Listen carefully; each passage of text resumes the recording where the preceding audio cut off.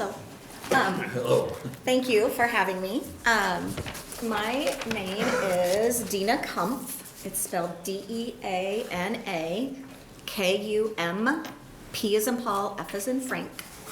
And I'm a teacher here in Lincoln and a member of the Nebraska State Education Association. I'm speaking in support of LB440. Within the past few years, I've experienced the health decline and deaths of both of my parents. Having LB440's Medical Leave Act provisions in place would have been a godsend and a game changer for me and my family. Being able to take FMLA without financial or professional penalty for the first 6 weeks of this life-changing experience would have greatly reduced my stress. It would have allowed me to be there for my mom after her debilitating stroke. She was neglected in one of her care facilities, and had I been there to be able to be there more often, I would have been able to get her moved sooner. We did have to move her from one facility to another here in Lincoln.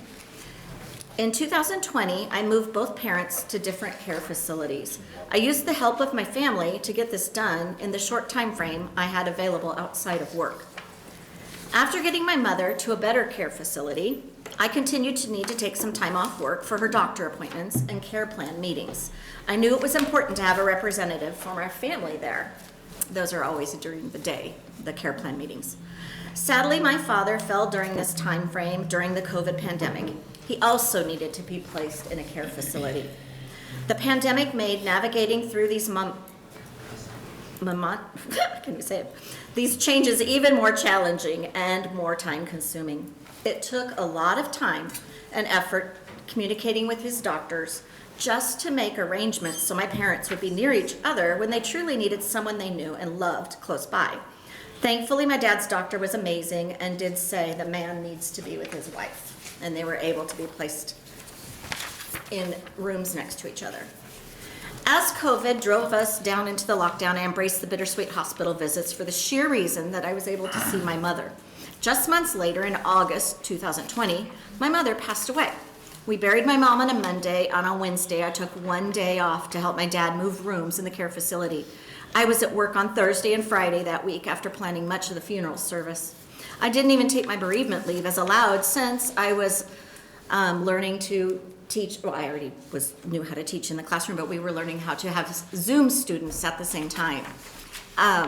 While I was working through all of these critical family moments, the uncertainty in the outside world continued, and I had to learn how to not only teach these students, but also remotely through Zoom. Sorry, I just said that. So I'm here to tell you today that teachers everywhere make these types of sacrifices for their students in classrooms. My father suffered from Parkinson's, a disease he was told he would die with, but not from. That was not true for him. He did die from it. For another 2.5 years, he had good care before moving to hospice in February 2023. I was there with him most of that time, but I was using my banked leave days. And I see that I'm almost out of time.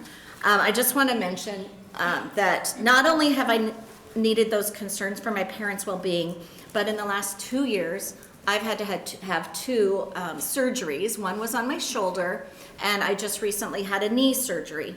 I'm using my sick days for myself now, but I would have had more time, and life could have been much less stressful had LB440 been passed. I just want to express the needs for younger teachers that might take advantage, or I shouldn't say advantage, but benefit from it. Thank you. Any questions for Deana?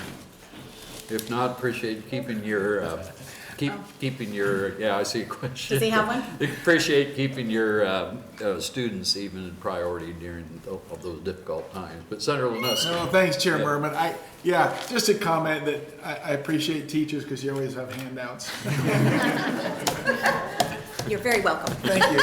Thank you, everybody.